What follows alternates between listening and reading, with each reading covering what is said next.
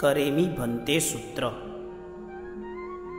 આ સૂત્રનું બીજું નામ સામાયિકનું પચખાણ સૂત્ર છે. આ સૂત્ર અર્થથી શાશ્વત છે. આ સૂત્ર બોલીને શ્રાવક સામાયિક ધર્મની આરાધના કરે છે.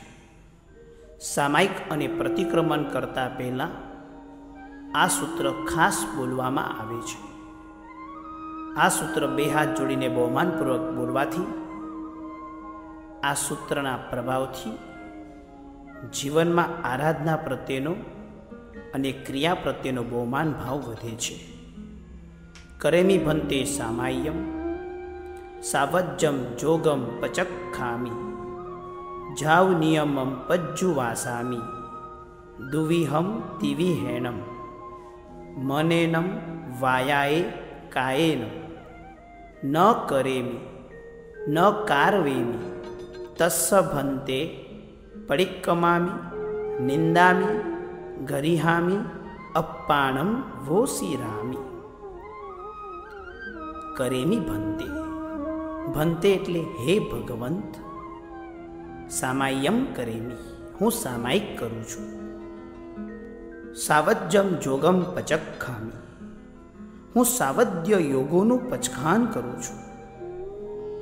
સાવદ્ય યોગ એટલે પાપકારી યોગ.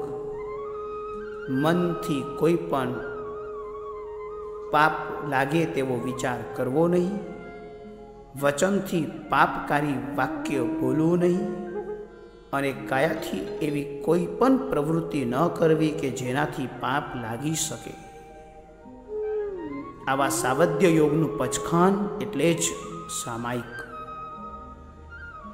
જાવ નિયમમ પજ્જુવાસામી, જ્યાં સુધી હું આ નિયમને પર્યુવાસું છું એટલે કે સેવું છું.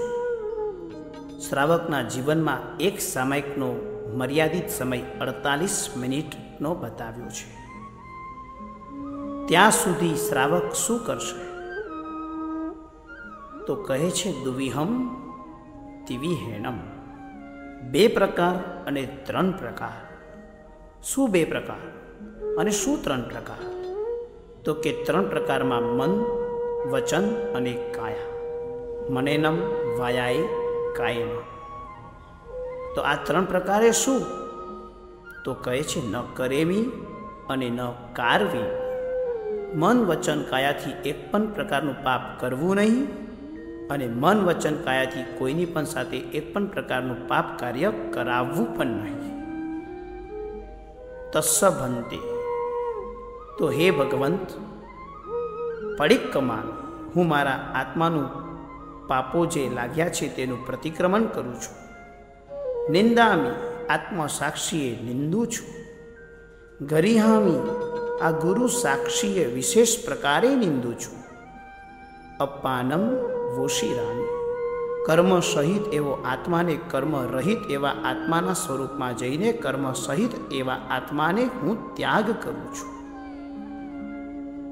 આ પ્રમાણે આ સૂત્ર બોલવાથી શ્રાવક પાપ કાર્ય કરવું નહીં અને પાપ કાર્ય કરાવવું નહીં એટલું જ પચખાન લઈ શકે છે.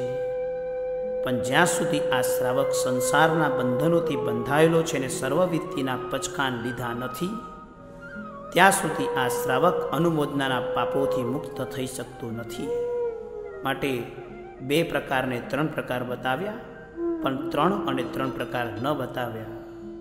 જ્યારે આ સૂત્ર જો સાધુ ભગવંતને બોલવાનું હોય તો તેઓ દુવિહમ તિવિહેનમ ન કહેતા તિવિહમ તિવિહેનમના પચખાન લઈને તેમનું જુદું સૂત્ર બોલે છે. શ્રાવક જીવનમાં પચખાન લેવું તે અતિ આવશ્યક પ્રભુની આજ્ઞા છે. માટે પચખાન વગરની ક્રિયા ફળદાયક ન બની શકે.